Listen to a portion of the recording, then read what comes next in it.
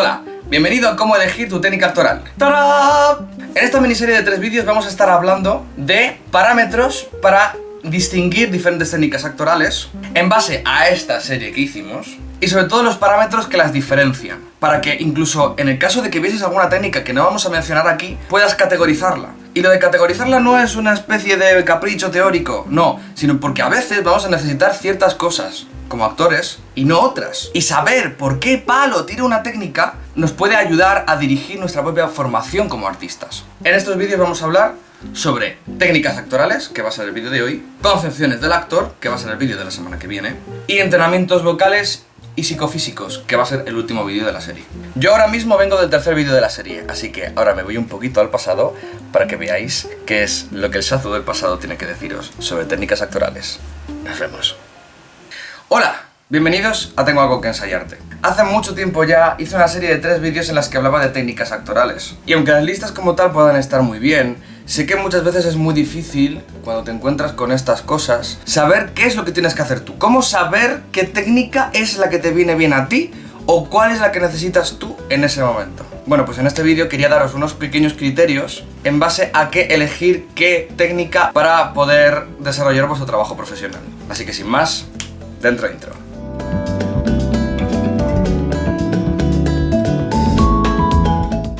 Como dije ya en estos 3 vídeos, no todo lo que dije en esas 30 técnicas eran realmente técnicas, sino concepciones técnicas del actor. Es decir, no solamente técnicas que puedes aprender como actor como tal, sino maneras de entender al actor mismo desde un punto de vista técnico-artístico. Es decir, no solamente herramientas que puedes tener tú como actor, sino maneras de considerar al actor en escena, que obviamente también son técnicas y conllevan ciertas habilidades técnicas también. Para esto he hecho 3 gráficas en base a todas las técnicas que dije en esos vídeos. La primera de ellas son las técnicas en sí mismas. La idea no es solamente que podáis colocar las técnicas que yo os he dicho en esta gráfica, sino que si encontráis alguna otra técnica en vuestra vida, podáis situarla realmente donde corresponde y poder haceros una idea a nivel comparativo con otras técnicas. Hay muchísimas técnicas de las que no hemos hablado en el canal, por ejemplo Ivana Chubuk, Susan Batstone, pero es posible que os aparezcan estas técnicas.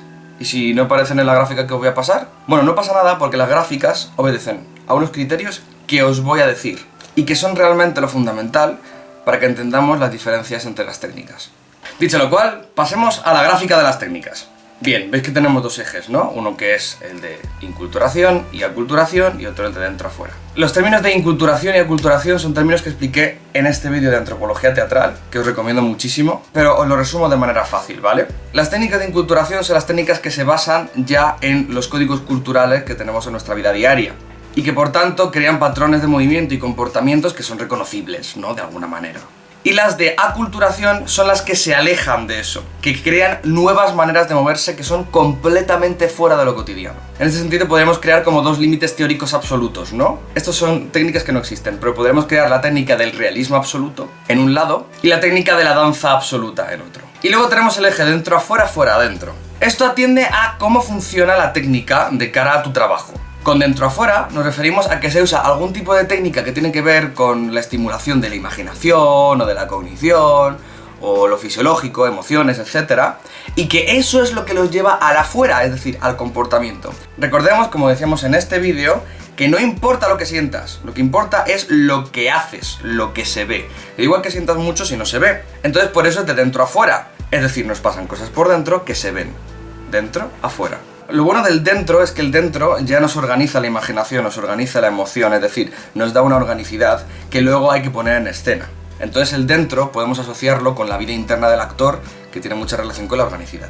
Y luego tendremos la segunda vía, que es del fuera adentro, que es generarnos el dentro, es decir, la organicidad, todo lo que tiene que ver con la vivencia del actor, mediante el uso del cuerpo. Es decir, no es que sintamos para hacer, sino que hacemos para sentir, de alguna forma.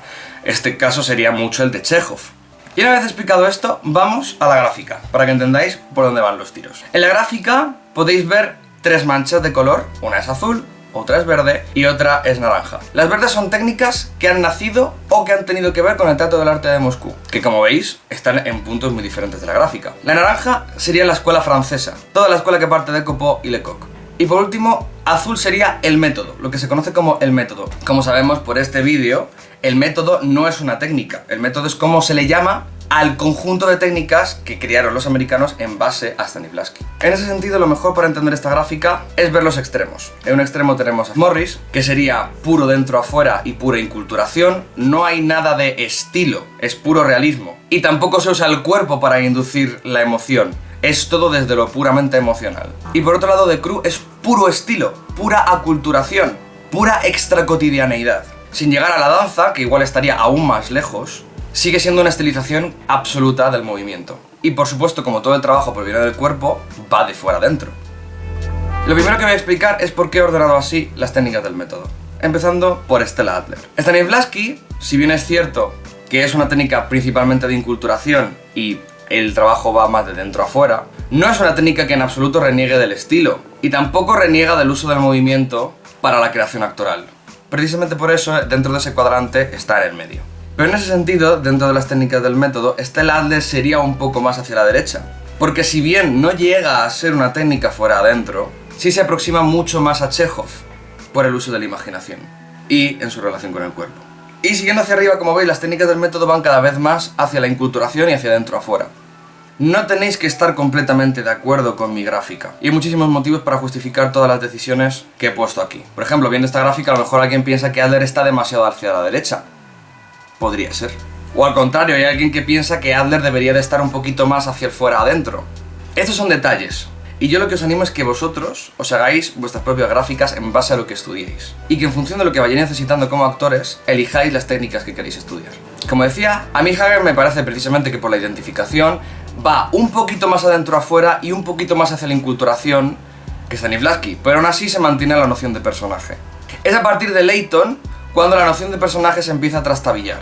Sigue habiendo una noción de personaje, pero el trabajo es muy interno, en base a improvisaciones, y tiene un enfoque eminentemente realista, aunque en Layton se puede aplicar otras cosas. En este sentido ya pasaríamos como el umbral del personaje, y en Strasberg ya no tendríamos personaje. En Strasberg lo que existiría es la emoción del actor creando el personaje. Por eso es mucho más dentro afuera. Y encima de eso estaría Meisner, porque Meisner es aún más radical que Strasberg en su noción de que no existe el personaje, pero no va tanto hacia la emoción. En ese sentido se acercaría a Layton, de hecho están en la misma columna, como veis, precisamente porque son de hecho técnicas que tienen que ver una con la otra. Layton fue alumno de Meisner. Aún así, Meisner te dice que aunque el actor no cree el personaje acaba existiendo precisamente por el comportamiento del actor, que provendría del texto. Morris, aunque no estaría dentro de las técnicas del método, proviene del método porque Morris, como sabemos de la serie de vídeos, fue una técnica que se pensó precisamente para solucionar los problemas que tenía la gente trabajando con las técnicas del método. Y la estética práctica es una técnica en base a Meisner que va radicalmente en contra de la noción de personaje, pero es un poquito menos dentro afuera, porque tiene mucho más trabajo de análisis de texto y tiene mucho más trabajo sobre lo narrativo. Por eso, aunque sea mucho más extremo que Meisner en la noción del personaje, es mucho menos, digamos, emocional. Como veis, en este cuadrante hay una cosa que todas estas técnicas tienen más o menos en común, que es que todas tienen el texto como algo fundamental y que no se puede saltar. Precisamente en el cuadrante de abajo a la derecha, esto cambia absolutamente. De hecho, en algunos casos ni siquiera existe el texto. La más suave de estas sería Chekhov, que de nuevo estaría en medio. Chekhov es una técnica que tiende a la aculturación. Chekhov hablaba de que hemos perdido la estilización de la actuación desde el actor y que eso habría que recuperarlo. Pero Chekhov vale perfectamente para hacer realismo, por eso estaría en el medio de ese cuadrante. Siguiendo por la línea del Teatro del Arte de Moscú, Meyerhold en ese sentido sería diferente. Meyerhold es una técnica completamente fuera adentro, porque Chekhov aún así empleaba la imaginación, mezclada con ejercicios psicofísicos. Pero Meyerhold es completamente físico, y desde lo físico se hace lo orgánico. Y obviamente, Meyerhold tiende mucho más a la aculturación. Se alejó deliberadamente del realismo, y este de hecho fue uno de los motivos por los que Meyerhold se salió del Teatro del Arte de Moscú. Y de aquí pasaríamos a la escuela francesa. Todos provendrían de Lecoq y Copeau, al menos en algún sentido. Gaulier provendría de Lecoq, De Creux de Copeau y Marceau de De Creux. Lecoq tiende fundamentalmente a la aculturación. De hecho, gran parte de su trabajo desde su pedagogía tiene que ver con el estilo. Se trabaja el estilo de manera técnica, se emplean máscaras, tiene mucha lejanía con el realismo. Sin embargo, no está en la pura aculturación porque Lecoq también se puede usar para el realismo. En ese sentido no tiene las limitaciones que tiene De Creux. De Creux no se puede usar para el realismo. Lo curioso es que, aunque Marceau proviene de Creux, Marceau trabajó la pantomima, y la pantomima al final es mucho de imitación de la vida real. Por tanto, aunque sea igual de fuera adentro que De Creux, se parece un poco más al realismo que Lecoq. Si hiciésemos una gráfica solo para las cosas que trabaja Lecoq, pantomima sería lo más cercano a la inculturación. Y Golier sería el que más tiende a ir adentro afuera, precisamente porque el trabajo es de clown. Así que aunque esté en la misma línea de Lecoq en aculturación, porque al final proviene de Lecoq, el trabajo es más emocional, sin llegar a ser emocional. Por tanto tiende más a ser una técnica dentro afuera. Y hasta aquí el vídeo de hoy. Y nos vemos en el próximo ensayo.